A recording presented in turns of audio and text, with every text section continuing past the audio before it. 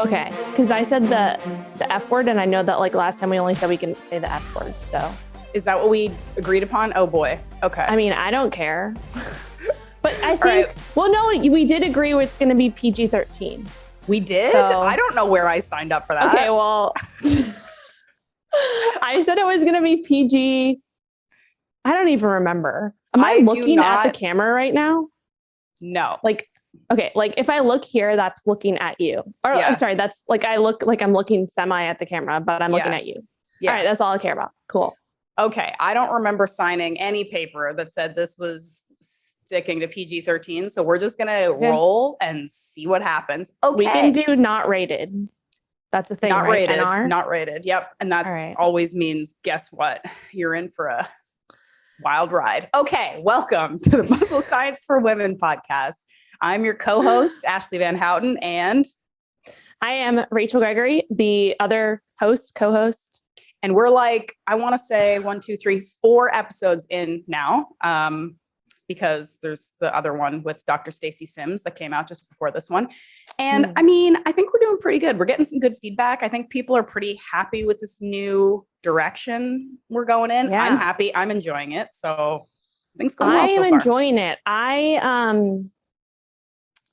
It's just like super chill. And I'm just like, I used to stress. I used to be like, I need to straighten my hair. I need to do my makeup. I need to do all this stuff. Kind of just like, not anymore. Obviously hair's chilling. Got a little bit of makeup on. Whatever happens, happens. Yeah. Yeah. I'm feeling it. And we were talking offline about kind of some like fun ways to like make sure that this podcast doesn't go completely off the rails. Like we wanted it to be, you know, like fun and conversational and casual, but it's not just going to be us talking about which direction our eyes are and what words we're allowed to say. So in light of that, what we're going to try to like base the beginning of every podcast around is talking about maybe some things that we're excited about and, or depending on what's going on in our life, some things that are like challenging us or frustrating us right now.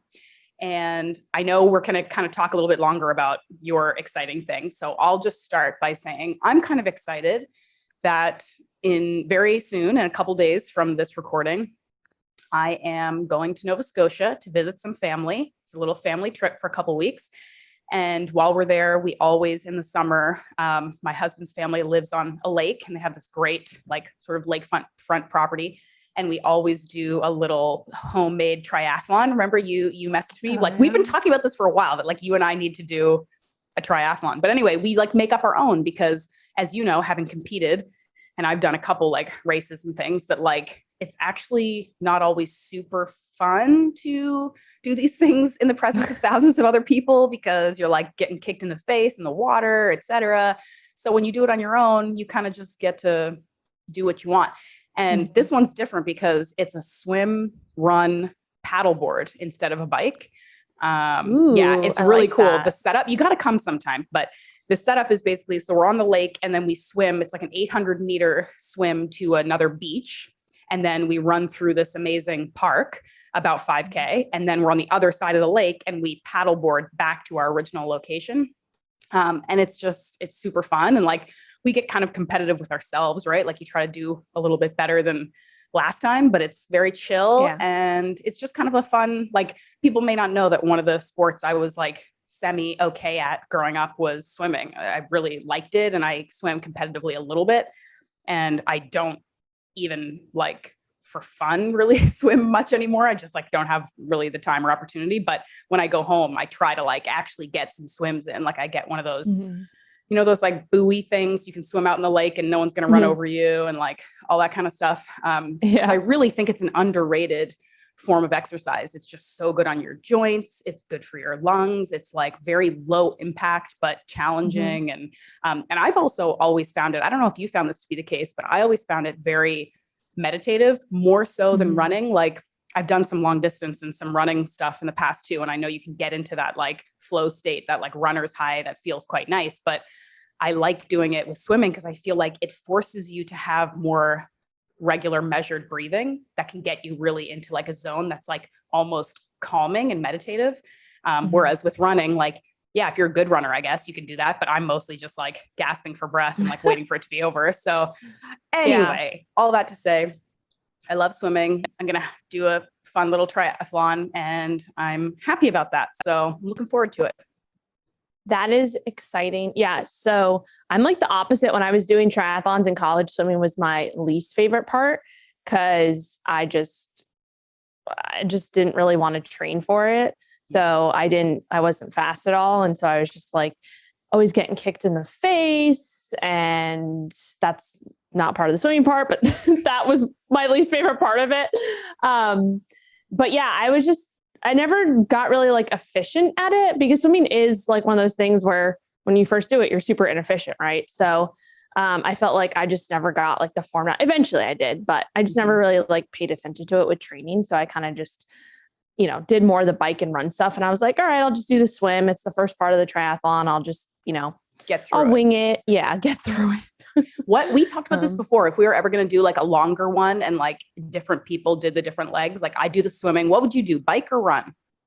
Probably bike. I haven't run in like literally years. Well, that's a lie. I haven't, ever since I hurt my back with CrossFit back in, oh my gosh, when was that? Like, it was like October 2018, I think.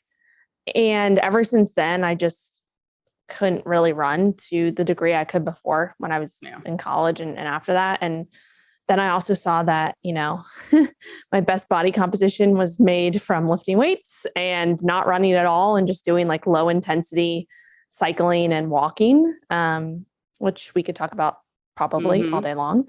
I was going to say, maybe we should add to the list. We should do a little provocative episode about how everyone, if you do CrossFit long enough, you will become injured. I mean, I don't know. Don't get mad at me, but it's kind of true for most people. Honestly, anyway. We should definitely do some podcasts about like CrossFit, because CrossFit is, I think it's great, but there's so many things that it's not just like anything else. There's pros and cons. But that's one of the things that's super controversial. Whenever I post on social media and I say something about CrossFit, whether it's good or bad, everybody comments. Like yesterday, I posted something that I was like, if you want to, I don't know exactly what it was, but it was like, if you want to build your best body composition, the most efficient way to do that is through hypertrophy training. And I think I said something about when I got injured at CrossFit, and I had to kind of like, I was forced to take a break and shift, what I was doing. Like so many people were commenting on it, and it was like one of the most engaged posts. And I noticed like even on TikTok and stuff like that, which I don't really pay attention to TikTok, but, all the CrossFit things are like the ones that people are really, up in arms about. I mean, at the end of the day, I've talked about CrossFit too, and I got a lot out of CrossFit. And I think a lot of people can get a lot out of CrossFit, and you can get strong and you can take pieces out of it and move forward with your own kind of plan. That's like super awesome. I think at the end of the day, the biggest issue is that 99.9% of humanity should not be doing Olympic lifting and also powerlifting for speed. Like it's not safe and it's not helpful. And like the upper echelon of like competitive athletes, and even they get injured and are messed up as a result of it, but they're competitive athletes. It's a different story. There's one thing to be said for like learning how to clean and how to deadlift properly. And then there's another one that says you should do 100 snatches for time and like hope you're going to turn out okay. It's just not a recipe for long-term functional health and fitness. It just doesn't make sense. And it's, the camaraderie that people love about CrossFit is also eventually kind of what might take it to this overly competitive stage. I mean, I don't know anybody who has like done CrossFit who hasn't had this like vibe where they're like, oh, I'm like nervous about this workout coming up. I don't want to do, or like, I gotta get through, and it's like, I don't know, maybe it's like an age and wisdom thing, but I'm just like, don't be nervous about your workout. Just do something that isn't going to hurt you. Like, come on, guys. No, I agree. I think what I miss about it though, is that competition factor, especially coming from, playing competitive sports in high school and then college. And then afterwards, having that's really why I joined CrossFit after, was just one, I was looking for like kind of that competitive like thing to look forward to. So I think that is a good part of it, but obviously like anything, it can be taken too far. And just what I see is that, at least what happened with me, is that if you are looking to again, change your body composition, maybe lose some body fat, build muscle. CrossFit is just one of those things where it's an inefficient way to do that because it's so hard to track your progress throughout. Like, obviously we talk about progressive overload and all that stuff and building muscle. So from a building muscle standpoint, it's just not the most efficient way. Right. And then also from like a fat loss standpoint, I think, at least for me, I was like, after my CrossFit workouts, I was like, oh man, like I just worked so hard. And even if it was like a 5-minute, like high intensity, like EMOM or whatever AMRAP, whatever you want to call it. Mm-hmm. I was like dead on the floor after. I was like, wow, I just burned so many freaking calories. I can just go eat whatever I want. Mm-hmm. And even though you like know that that's not the case, like, or at least I knew to some degree, obviously it's still, you're basically forcing your body into this stressful state, constantly, this high intensity, training, and you kind of want to reward yourself after, right? Versus if you're doing like hypertrophy or bodybuilding style training, I actually think that first of all, that's going to be where you're stressing your muscles the most and getting, all the effective reps and all the stuff we talk about, getting close to failure and doing it in a way that you're building up a lot of tension throughout the muscle. Cause that's the number one way to build muscle, is to create that tension. Obviously we know that, like the metabolic stress and all that stuff that builds up, lactate and all those metabolites that are really what comes from those CrossFit workouts, like the AMRAPs and things like that, that does contribute to building muscle, but it's not the main driver. So anyway, now I'm going down a lecture from the Muscle Science Forum program itself. Ooh. Plug for that. Plug it. Yeah. But it's also, I totally lost my train of thought. It's just, it's just not the most efficient way. And it's really hard to track progress, and, you're going to get burnt out eventually. And I mean, at least from what I know, a lot of the clients that I've worked with in the past and people who come to me, they basically a lot of people are forced to stop because they get injured, like you said. Yeah. So, Well, speaking of body composition and looking good, you're looking lean and mean over there. Let's talk about the thing that you're excited about, because I have some questions for you. Yeah. So I am doing a video shoot for just business stuff. So recording a lot of content for social media, for my membership group, the Flex Fam, a lot of training and exercise content, making an exercise library that we're going to potentially build into the Muscle Science for Women program as well, which we do have an exercise library, which we both contributed to. And I think we have some plans in the future to even bump it up even more. Get together. Together. Yes. So this is just kind of like the start of that for me. And yeah, I used it as a goal, a body composition goal to shoot for, like it's been 12 weeks. So I went into a fat loss phase after spending a good amount of time at maintenance, and I have like a week and a half left until the shoot. And so I've just been putting in the work, being, disciplined. I was on vacation the other week, and it was supposed to be a diet break week, but I kind of told myself, I was like, I just got this far. I'm feeling really good about my progress. And I decided to kind of push through the vacation, and, it was 10 days I was away, and I implemented a lot of things that I, teach clients in terms of, ways to get through vacation while still being able to stick to your goals. Right. And so I did that, and I came back, and we're going to talk about this a little bit, but it's not all about blah, blah, blah, blah, blah, blah, blah, blah, blah. Rewind. Blah, blah. It's not all about the scale. However, I came back after 10 days of not weighing myself, because you don't want to, weigh yourself on a scale that you use every single day and then go somewhere else and use another scale, because it's completely different, right? All scales are different, calibrated differently. So when I came back after 10 days, I weighed myself and I saw the lowest number, not that you have to have the lowest number or anything like that, but I saw the lowest number on the scale that I've ever seen in my life, which was pretty crazy. Cause, since weighing myself, I don't know, when I was a teenager, right? Cause I wasn't weighing myself when I was like 9 years old. So obviously I was thankfully lower in weight, thankfully. Yeah. But yeah, so the lowest number I've ever seen on the scale, I actually saw a new low today, but yeah, it just kind of reinforced, like, I was like, damn, like, it's not about the the number on the scale being so low. It's just the fact that I was able to stick to what I wanted to do going into that vacation. And I stayed super disciplined while still being able to enjoy myself and focus on, like, I really went into it with an intent to focus on the time I was spending with my family and the activities that we were doing versus the food part of it. And so the food did play a role. Like, we went out to dinner every single night, but I really focused, and this was cool. We did family style every single night.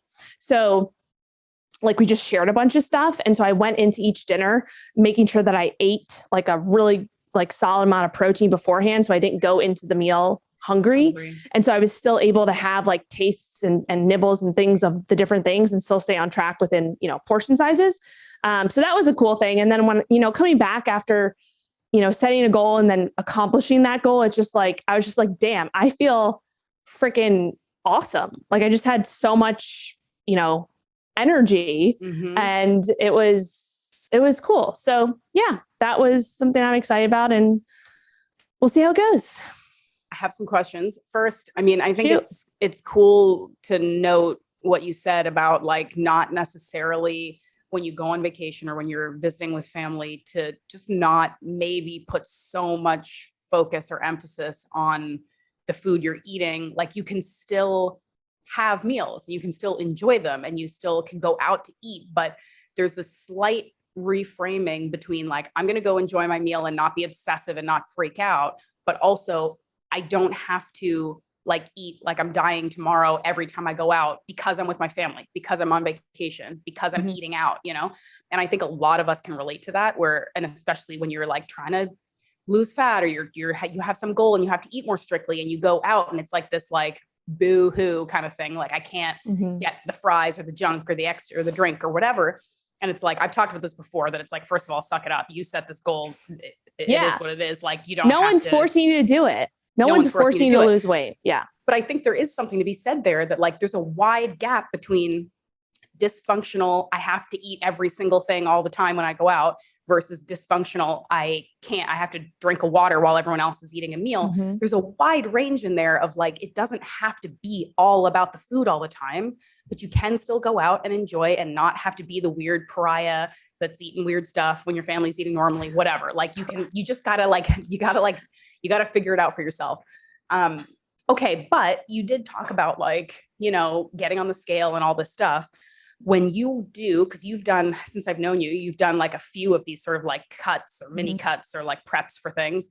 I'm like, this used to be me. And I feel like I haven't, I just kind of just get up every day and hope to make it through until nighttime. So someday I'm going to get out of this like new baby funk and like figure my stuff out. But anyway, at the beginning of this, did you have like even a ballpark, like based on history, I'm going to probably lose about this much weight? Like, do you still think about that? Or is it purely about just like measurements and how you look and stuff like that?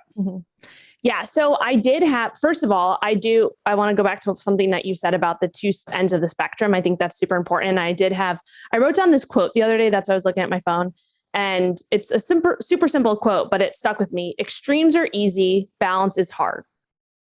Extremes are easy. Did you get that from me, dude? Hard. Hello. I talk about this all the time. Maybe not as eloquently as that, but I say this all the time. Like, I've talked about how like carnivore, like people are like, carnivore, it's so restrictive and crazy. Who could ever do that? It's very easy to do because it's one rule: eat meat. Yeah. Don't eat anything else. It's very easy to follow that. But if someone says like, eat food, whatever you like, and figure out the way that works best for you so that you're nourished and you have a good body composition and you have energy, go. That's very difficult. Like, that takes a long time for people to figure out. So yes. Yeah. So yeah, I just wanted to reiterate that. I love it. On the same page, I probably heard it from you, or you probably said it somewhere. Where did that quote come from though? Should we credit this person? I have no idea. I just wrote it down. Right. You can just credit me. You can just somewhere. Say it came from me. It's fine. Yeah. Extremes are easy. Balance is hard. And I think that's something too that I don't know, maybe we'll do a whole episode on that because there's so many different ways that we can unpack that. But anyway, to answer your question. So I did, I did a photo shoot that I actually did like a full prep for back in 2019, which is actually pretty cool because it was literally August of 2019 when I did that photo shoot. And it's going to be August of 2022. So 3 years later, I did do, and since then I'll just brief history. After that photo shoot, I actually lost, that was when I was coming off of the CrossFit injury and I had kind of regressed a bit. So I did end up losing like 20 pounds from the start of that prep till the photo shoot. And then I was able to maintain that for a while. And then I wanted to go into a building phase. So I spent like 8 months in a building phase after that through like 2020 through 2021, I think. Yeah. And then I did like a little mini fat loss phase after that. And then I've been pretty much at maintenance since then. So anyway, so this is my first kind of like another prep, right, since 2019. And in terms of answering your question about the scale, going into this, I kind of knew, I was like, okay, well, I knew what I was when I went into that photo shoot back in 2019, and I was pretty lean then. So I was kind of like, okay, like if I hit this number, like I'll be somewhere around that. Right. But I wasn't really focused. Like I'm not right now really focused on the scale. It's more so like, I know over these last 12 weeks, the scale needs to be trending down, because that is where, like, especially for someone who is advanced and I don't have really like a great potential for body recomposition versus someone who's might be completely new to lifting and completely new to dialing in their protein and their nutrition, right? That's a whole other camp. I've been doing this for a while. So for me, it's like, okay, I know that in order to lose body fat, because I'm a little bit more advanced, like that scale needs to trend down. So that's really what I was paying attention to, weekly averages, biweekly averages, and measurements, progress pictures, and honestly, just how I feel, and how I like, just, I can just see like when my face starts to get a little bit thinner, my arms start to get a little bit thinner. Like I know it's happening, right? Like I know I'm doing what I need to do.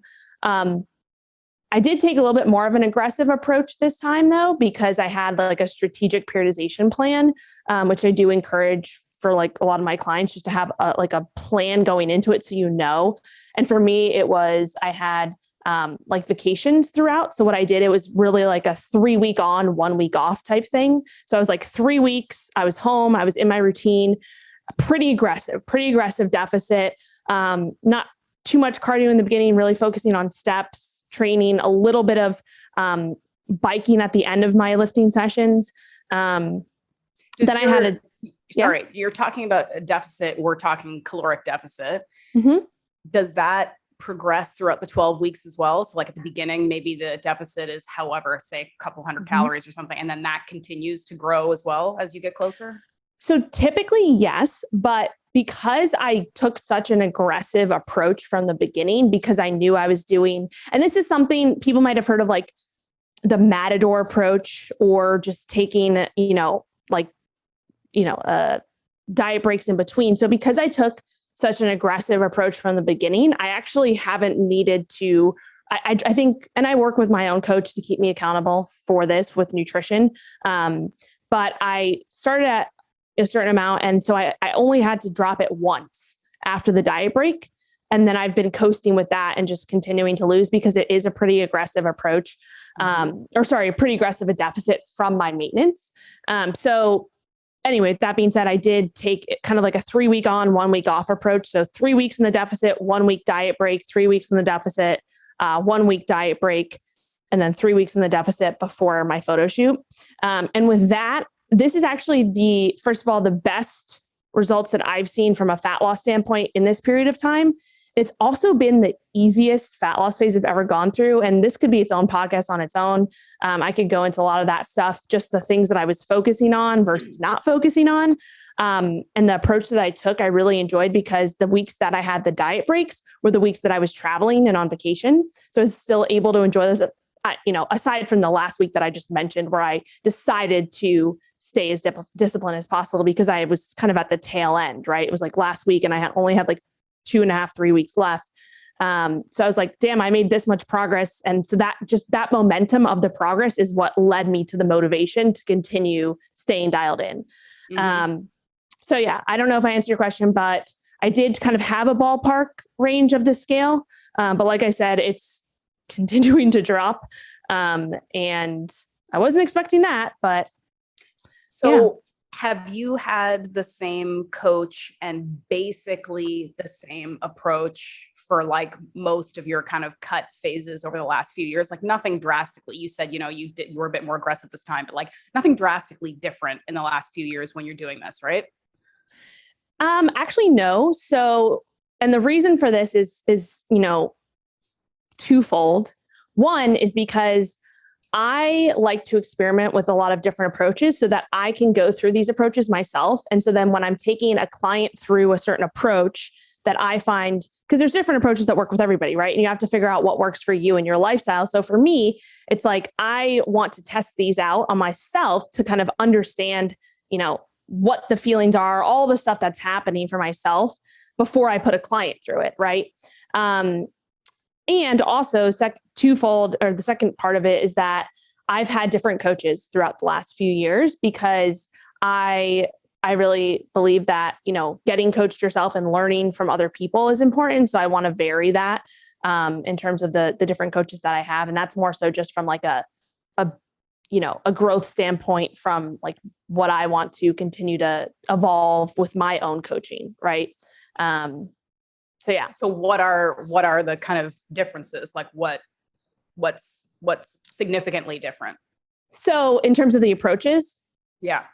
So I would say that I guess the first approach I took was more of like a slow and steady, maybe not slow and steady, but it was a 6-month deficit with diet breaks in between, right? 6 months is a long time, but I had significant diet break weeks and things like that.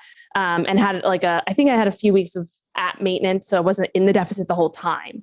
But it was like a slow and steady approach. That was to my first photo shoot where I basically, oh, you're good. Sorry, I just sneezed. I don't know if you heard that. My bad. You can sneeze.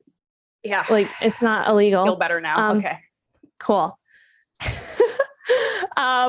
So yeah, that was kind of the first approach, and that approach works great for a lot of people. The second approach was kind of like a hybrid between, I think I started off slow and then got more aggressive, or no, I started off aggressive and then got slower, which is another great approach, because usually from the beginning when people start a fat loss phase, they're like really amped in the beginning, right? They're like, I'm going to go for it. They're kind of, hopefully if you approach it correctly, you're coming off of a long period of time where you've been at maintenance or in a building phase, right? So your body's ready to diet, right? So that can be a good approach, because if you take a little bit more aggressive in the beginning, and then once that diet fatigue starts to kind of manifest itself from a psychological and a physiological standpoint, then you can actually take a little bit of a less aggressive approach and kind of finish off in that way. Mm-hmm. So that's another approach that people don't really think about from the mental side of things. And then this approach was not much shorter, but shorter and more aggressive. And yeah, and it was the 12 week length. Realized that's 12 weeks, but only 9 of the weeks were in the deficit, the aggressive deficit, which is, that's a good amount of time, but it's still not like super long. So, and it's sort of like, it's a natural progression for you too. It makes sense, like you said, that you'd be a bit more aggressive now at the end, where your body is probably more accustomed to what you're doing. It's a bit more responsive. You're more experienced, like you kind of know what you're doing. It's funny, you're talking about how there's so many different ways and you got to find what works for you. And this idea of kind of starting aggressive and then kind of like chilling out a little bit, in my experience, because when I was doing bodybuilding preps, it's exactly what you're doing. It's just at the end, I get on a stage in a bikini and I don't know, do a video shoot in a bikini. We'll see what you put Not on for your video shoot. But close. Yeah. Anyway. But like what I would do, my preps were 12 weeks, but it would be kind of 16 weeks. But the first 4 weeks, I was like ramping up to get to a bit more of an aggressive stage. So I went the opposite way. And this is the mentality of it, is like, again, if you've been maintenance or if you've been whatever, like bulking, whatever you want, eating, not disciplined at all, it's like this good kind of starting to get your head in the game, but it's not such a shock to your system. So, if you're eating a lot, if you're eating foods that you're not going to be eating on your plan, whatever, for that month, it's kind of like just slowly like titrating down. Like you're just like thinking a bit more about what you're doing. You're like getting rid of some foods that like you're just not going to see for a few months, like that kind of thing. You kind of ease into it. And then that month you're starting to feel a little bit better. Maybe you dropped a pound, like maybe just less inflammation or whatever. And you're like, all right, now I'm ready to hit the ground running. But one question that I have now is like, after this prep, what about doing something completely different? Like what you're talking about are kind of like adjustments to a pretty solid plan. But like, what about I'm going to do a photo shoot prep and I'm going to eat only carnivore, or I'm going to not do any cardio, like anything besides walk or whatever. And the reason I ask is because, again, you and I, in the interest of like experimentation, it's like trying things that are like really wildly different. And I know you're friends with Fit to Fat to Fit, you know, he's done some crazy experiment.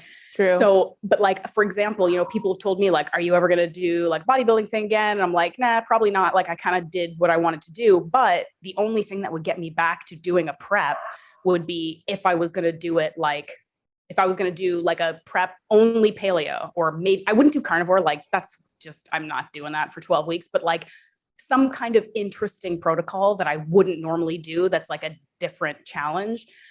Because, and again, I guess it depends on like how tied to a certain kind of success you are. Like for me, if I was going to do, like a 12-week prep without cardio, for example, or without, I'd do it 100% paleo, like maybe it might not be as effective as things I've done in the past. But if I'm not so tied to like the perfection of the outcome, and I'm more tied to the learning that I'm getting during the prep, then it's kind of not a loss either way, right? Like it's just, it's just interesting that way. So have you thought, or I mean, I guess you're in the middle of something now, but like maybe next year, or maybe the next time you do this, we throw out some crazy plan for you, some protocol, or another good one for you would be doing it, but without a coach. So without the external accountability, or without somebody that you're sending pictures to. Like that's a tough one because again, I feel the same way. Like I know exactly what I need to do.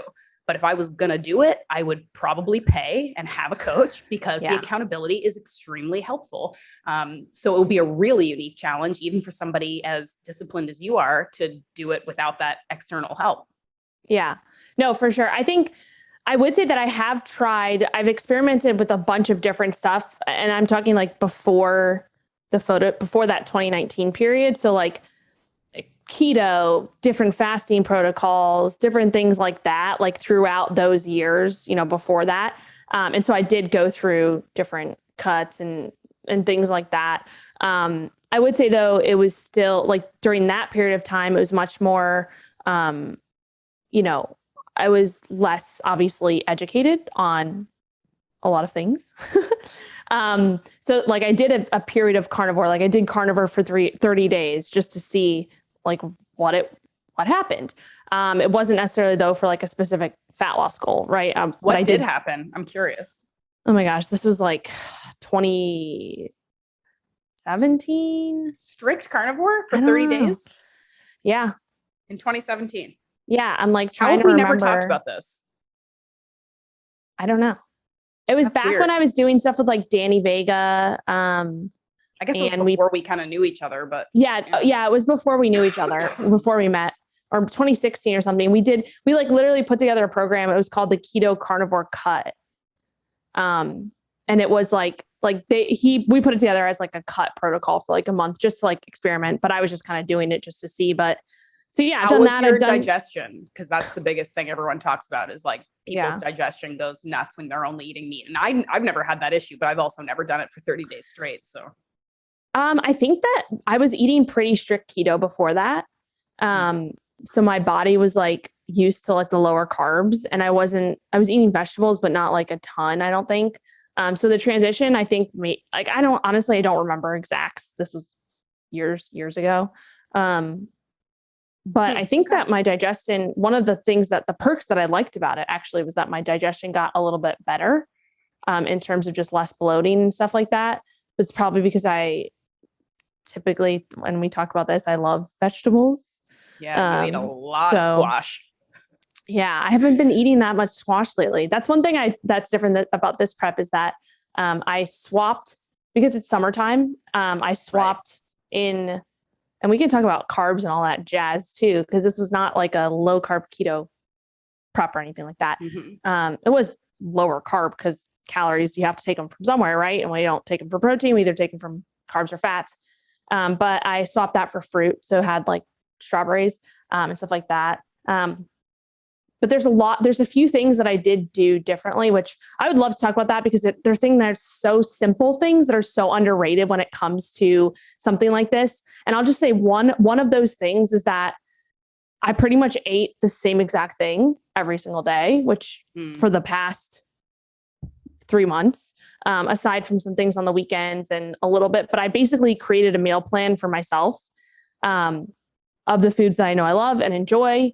And I just was like, all right, I'm just going to stick to this. And I actually challenged myself to not open my Fitness Pal too often during the week, because I was like, okay, if I set a set meal plan for myself and I'm just going to put that on repeat during the week and, on the weekends too, as much as possible, there's no need to go and track all your stuff in my Fitness Pal, right? I want to take credit for that too. Do you remember this conversation? Yes, we had this conversation. Thank you. Yes. I was like, you are the most disciplined person on the planet and you eat the same foods all the time. There is no need for you to put in the same thing every day. Well, but I understand that it is like, again, like you are a very sorted out, disciplined, fit person. Like if my Fitness Pal ceased to exist, you'd be fine. But I get that there's like a routine, there's a consistency, there's an accountability thing that is helpful even for people who know exactly what they're doing. But anyway, I just had to be a dick and say, you're totally right. I mean, credit to, you can take all the credit. I need credit. Okay. I need it. You can take it all. No, but I think it was definitely like, and this is something that I've also implemented, because again, the things that I test on myself and the things that I learn, there's a lot of things within nutrition and training that, you can read all the stuff you want, but if you don't implement them yourself and like test and assess for yourself, it's hard to really, really, truly know like how it affects you. And then, so that's another reason why I do these different things. But anyway, what do you think? I need to interrupt you again because this is an important because I feel like a lot of people are gonna like have thoughts about eating the same thing over and over again for 3 months. Like some people will have no problem with that. Easy, less to think about. Some people will be like, absolutely not. I will be bored in 3 weeks and I'll hate it and I'll give up. But my question is, what is really the science behind that being easier if you're looking to like lose fat or whatever, than having more variety that is calorically similar? So for example, if like I'm just using this as an example, you only used like 3 fruits as your carbs. Like you had like strawberries and I don't know, whatever, bananas and cantaloupe or something. Cantaloupe's gross, but anyway. And if you, instead of eating those same 3 things for 3 or 4 months straight, you had other fruits, but you were like meticulous. Like I'm eating this many strawberries, but I'm going to eat this kiwi and it's the same. Like, do you think there is science to like the more kind of homogenous way being more effective? And like, what is that? Why is that a thing that works? Yeah. So I would say that, and just to preface this a little bit, like I ate the same thing every day, but like, for example, this kind of goes to that. Like, I think the first month I was doing blueberries every morning with my breakfast instead of strawberries. Right. So they're berries. They have pretty much the same macros. So those are the little things that like, you don't want to get too caught up on because that's just like irrelevant. Or, if we're talking about meats, like doing, chicken tenderloins versus like a pork tenderloin, they're very similar, right? In protein, fat content, a little bit different, whatever. But I think that the science, I don't know how much science there is, but from a mental standpoint, just the fact that I just don't have to think about like, okay, what am I going to go buy at the grocery store this week? Like, what am I going to, like, what's my breakfast and my lunch and my dinner going to be? It was just all very similar. And I just found foods that I really looked forward to consuming and that I knew filled me up. And so I think that like, but for example, it didn't change much from like what I was doing before I went on the cut. Right. So like, for example, dinner is always just a meat and a veggie for me typically. And some seasonings. And so my dinner has been, and this is something I just found super simple because I didn't have to prep it too. It's like, I just make it fresh every night. It's literally 8 ounces of ground beef, 96.4 with like 12 ounces of zucchini cooked in bone broth and a little bit of like fat, right? Cooking oil, just to add some healthy fats there. And that is just like takes 10 minutes to make and I don't have to prep it. And I cook 1 pound of ground beef on one day. And then I have 8 ounces of it that day, 8 ounces of it the next day, then I do that and repeat. Right. But you could, there might be some science, like, again, it's more like psychology to the idea that if you are keeping the same foods over and over again, you're less likely to overeat them because it's not that sexy. It's not that exciting. You get it. You have like this visual in your head of like, this is what I'm eating. This is how much. Whereas if you switch it up, even if it's healthy food, you might be like, ooh, I got like a little treat over here. I might eat a little bit more. Like maybe there's something to that, but no, that is, and I was gonna say, I don't know like specific studies on, I know there is probably some studies out there on that. I don't know any specifics, but I think that is exactly true, that you just have, there's less, temptation, right? Because it's like, okay, I know this food. It's also, it also helps to kind of regulate progress too, in the sense of like going back to the scale thing, when you're eating like a bunch of different types of foods, like that can also affect, and also different types of like, whether they have like what the amount of sodium in them and the amount of whatever fiber, because that can affect how much food's in your gut and things like that. Those things can actually like kind of throw off digestion a bit too. And then that can itself throw off, like you wake up in the morning, you're like, and this is something I don't encourage anybody to do, but if you wake up and you're like, damn, the scale's up 3 pounds, what did I do? And then you're just like, now you have this whole psychological standpoint from the scale. So anyway, that's something that I noticed is just keeping things very similar day to day, is that my like scale trends weren't as fluctuated as they might have been in the past. That's, and again, it's not all about the scale, but that is one component of, especially a mental side of things too. So anyway, I think, I don't remember what your question was, but no one else does either. So it's fine. I will say we have gone way over what we were attempting our length to be. And we were also planning on reading a listener question. I think we'll skip that today because I do still have like another couple questions for you, but okay.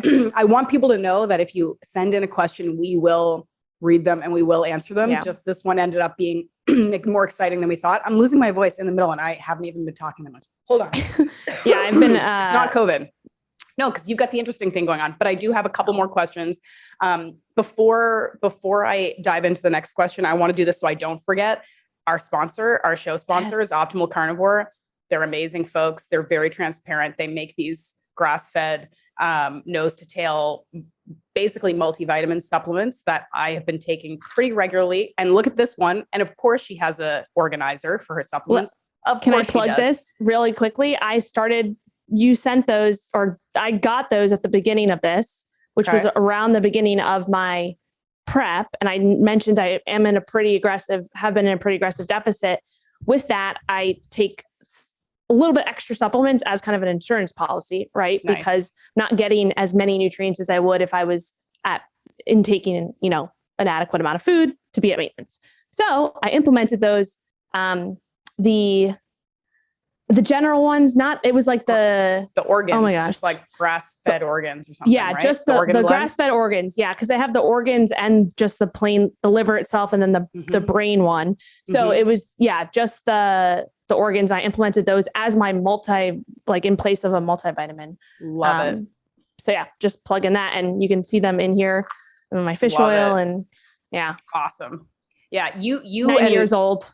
You and Alex, my husband, like you guys need to like spend some time together because you are just literally the same. This is why I get along with you so well. I think like your personalities are so similar. Like he's just like, I go into the fridge every day. Our supplements are in our fridge and I open the fridge and I'm like, which supplements do I feel like putting in my mouth today? And I just like take some randomly. And he has like a organizer and like does it meticulously every day. I'm just like, anyway, you end up with people who are different, but compatible. Anyway, if you're interested, you can use our code. It's Muscle Sci, so short for muscle science. So it's just Muscle SCI. You get 10% off your first order.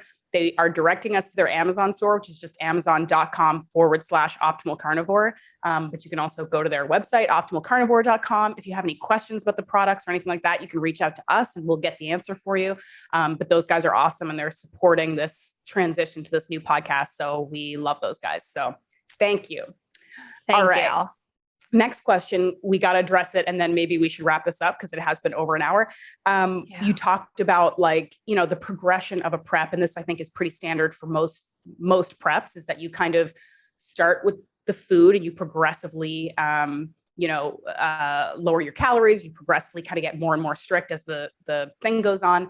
And then you also start maybe ramping up cardio kind of near the end, like that tends to be, or hopefully in a healthy way, that usually is sort of like the last resort to kind of like get that last, because we talk all the time about how cardio and lots of it isn't really awesome. It's not super fun. It's not something you want to do long-term all the time, but added to a, very kind of strict monitored temporary cut protocol, it's going to help. It's going to add to the fat loss. So what is and you don't have to give too much, like, I don't want people to be like, oh, this is what Rachel did, so I'm going to do exactly that. And I'm going to have awesome delts like Rachel. But, it's interesting to talk about. So like, what's the cardio situation? Like, what are you doing? How much are you doing? Like, talk about that, because people are interested. Yeah, sure. So I would say something that is a little bit different this time, this prep that I'm doing is actually being a little bit more meticulous with the cardio, because again, when you take a more aggressive approach, a shorter approach, if you have a timeline that's shorter, you have to get more aggressive in the sense of what you're doing, right? That just makes sense. If it's going to be a shorter time frame, you have less time to get to that goal. But again, not saying anybody, you have to do this. It's really about what your periodization plan looks like. So anyway, I think one of the biggest mistakes that I think people make when they do start to implement cardio within a fat loss phase, there's two mistakes. The first one is just going balls to the wall right from the beginning, like you said, and just like going, burning from out 0 to 100. Like, that is a recipe for disaster, because you're literally setting yourself up for a hard time, and you're not giving yourself any runway to work with as you get deeper in the deficit. And, the reason why cardio is useful as you get towards the end, towards like the middle to end of the deficit, depending on how aggressive you're going, whatever it is because, like you said, you will typically have to drop your calories as you go, because as you're losing weight, your body is, your maintenance level is lowering, right? Because you're literally physically a smaller version of yourself. So the calories you consumed, 5 pounds heavier or whatever it is going to be less as you lose that 5 pounds, right? That's just how it works. So as you continue on, if you want to stop decreasing your food intake, or you get to a point where it's like, I can't adhere to any lower calories than this, just practically, then it's like, all right, let's go to the energy expenditure side and ramp that up a little bit. And that's where we add the cardio, right? However, there is one thing that I would say is that people make the mistake of ramping up the cardio, but then not tracking that cardio outside of their general movement. And so, like, for example, I started off with my steps being around, I think it was around 10K, right? 10K steps a day. And I was like, 10 kilometers, 10,000 steps. 10,000 steps. Yeah.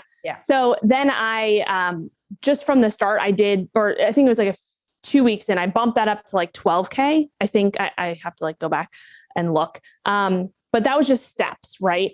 And so then I know, okay, my steps are at 12K. And if I'm going to add in cardio on top of that, I want to actually make sure that I'm not including that formal cardio into my step goal. Because what happens when you do that is that you start to compensate, right? Mm-hmm. So if I was averaging 12K steps a day for a period of time, then if I want to add more onto that to continue to see things move along, then I shouldn't be counting that cardio within those steps, right? Mm-hmm. Because then I could be compensating. Like if I do 30 minutes of cardio in the morning and I'm like, oh man, I got my cardio out of the way. I did like 5K steps.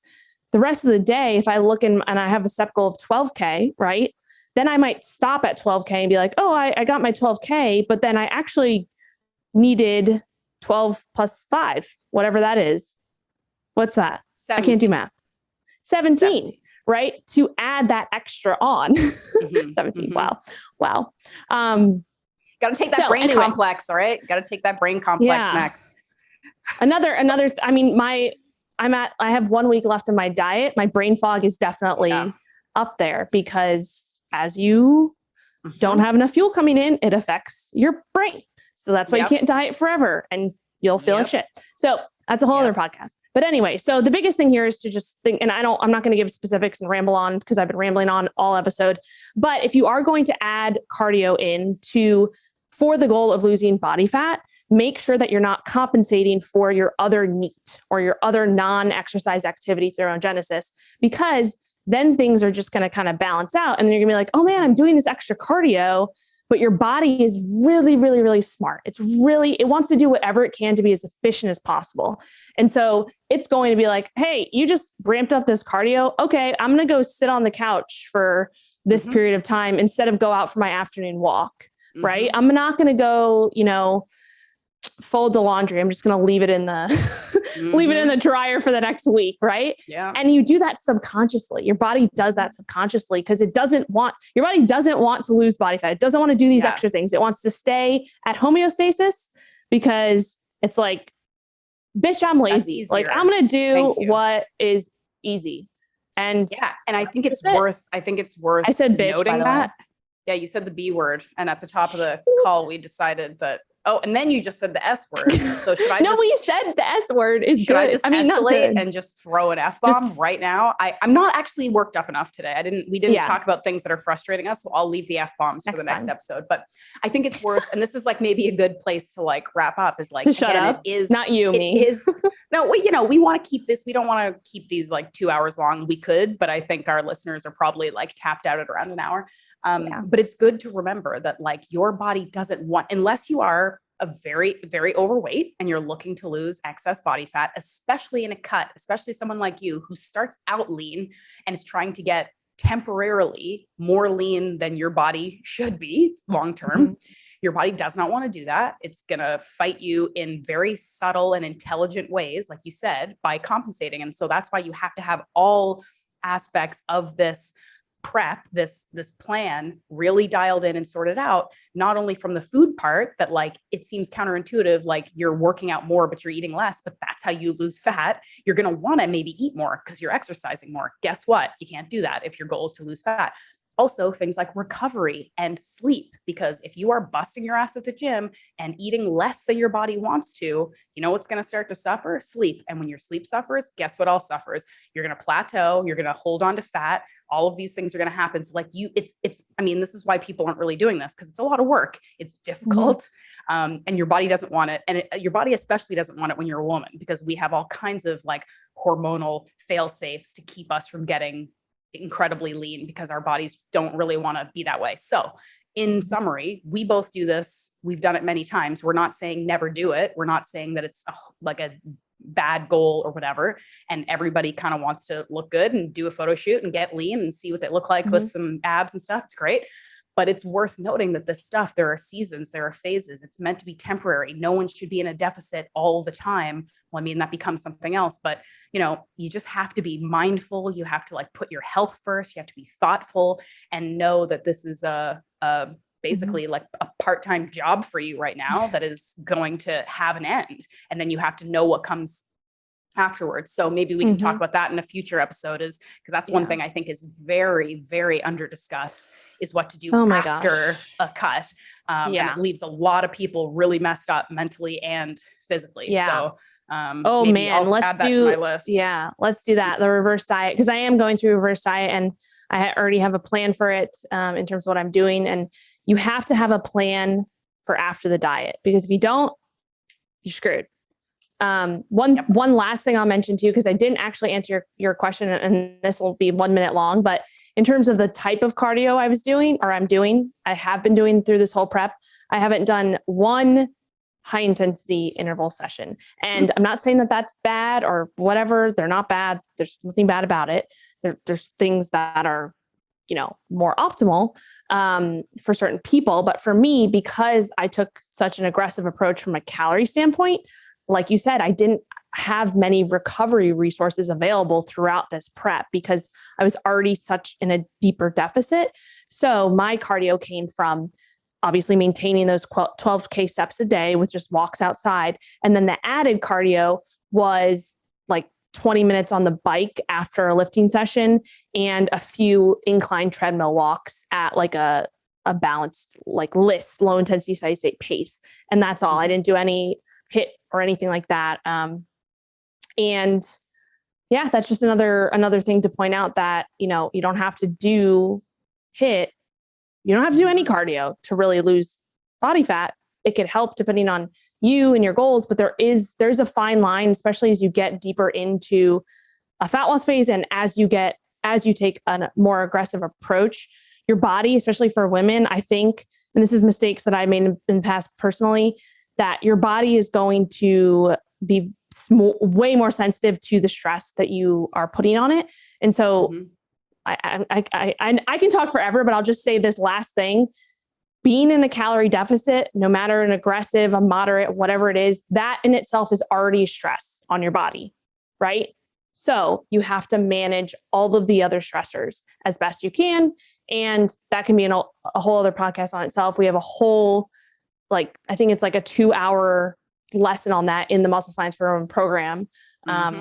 So yeah. Remind our listeners where they can go to sign up to learn more about our program that will be launching again in September. Yeah. Okay. So we should have the link in the description, but it is metflexlife.com/MSW. Yeah. And that will give you all the information you can get on the waiting list so that you will be the first to know when we launch it. And you can reserve a spot there. And yeah, we're very excited to start it again because we get lots of people. I basically our email address, which I'll tell everyone right now. If you want to send us a question, comment, feedback, topic ideas, whatever, send us an email at musclescienceforwomen. It's the number 4 @gmail.com. We will read them. A lot of people are they're sending in questions or questions about their frustrations around working out or whatever. It basically, my answer is you need to sign up for the program. Literally. Take the program. It's crazy, but they're I'm unmotivated about the gym. I'm bored. I'm kind of stressed out and I don't know how to manage it. My sleep is kind of crappy. The food thing is a whole thing. I'm like, oh my goodness, sign up for this program. So anyway, we feel pretty strongly about that. But that's it. So send us an email if you have thoughts, questions, feedback, all that stuff. Sign up to know about the program when it goes live again in September. And good luck with the rest of your prep. We can't wait to see all the pictures and videos and all the hotness that comes out of it. Very pumped. And that's it. I guess we'll see you when we see you. See ya.